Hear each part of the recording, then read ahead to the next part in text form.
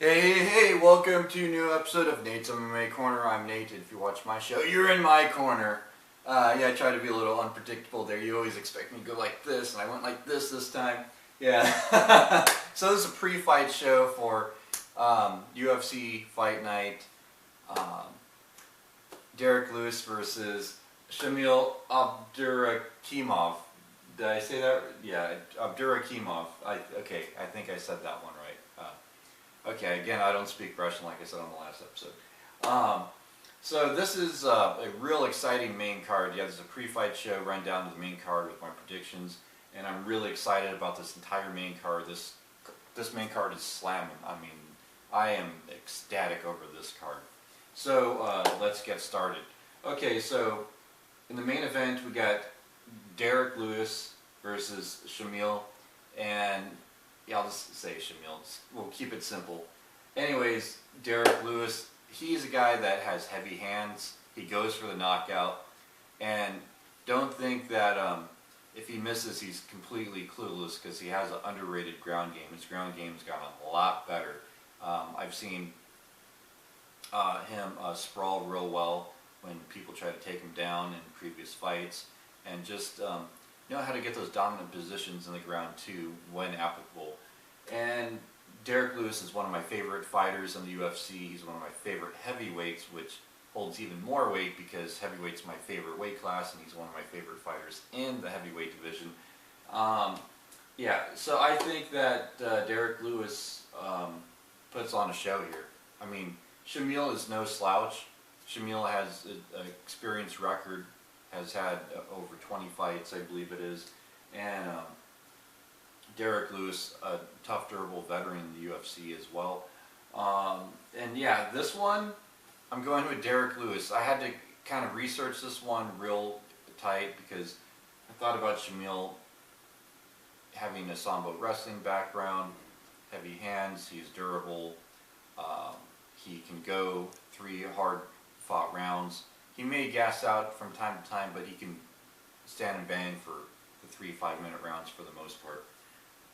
But I think Derek Lewis has decent takedown defense, and he goes for those knockouts, and I think that's what gets him a big knockout victory at the tail end of first round. I think the tail end of the first round, he catches him in the clinch and knocks him out cold. Rocks him, and then maybe finds his range and his distance after that, and then knocks him out cold in the stand-up. So I got Derek Lewis KO round 1. Then in the co-main event on this slamming main card, we have Francis Ngannou versus Anthony Hamilton. Anthony Hamilton, experienced durable veteran in the UFC, trained at Jackson Winklejohn, I believe it is. And you got Francis Ngannou. Dude, the guy is a finisher. The guy's a prospect to look out for. I've been watching his fight since day one in the UFC, obviously, and Francis Ngannou has this in the bag.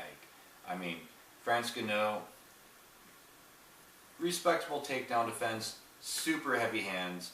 I don't see Anthony Hamilton laying on top of Francis Ngannou in the first round. It would have to take the second or third round. That's even if Anthony Hamilton tries to go that route.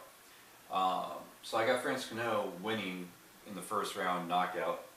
I think he can knock him out, and he knows it, and he goes for it, and he gets it.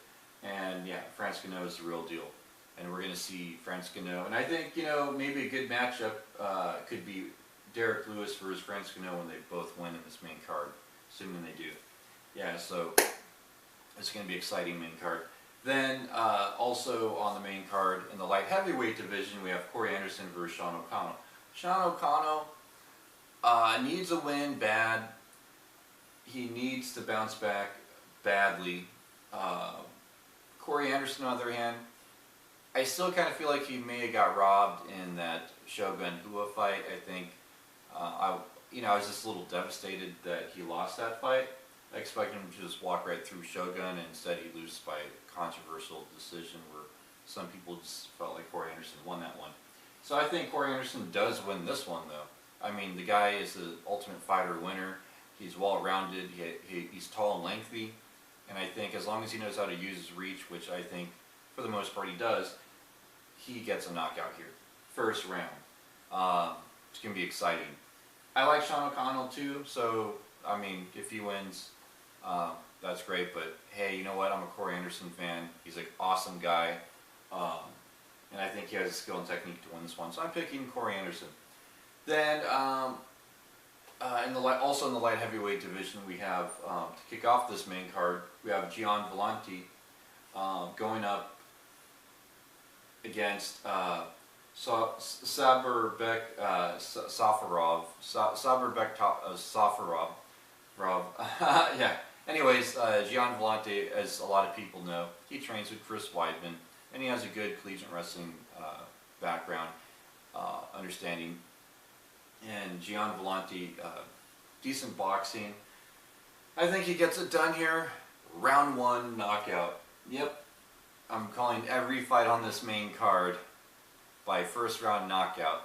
So we'll see if there's any first round knockouts or all.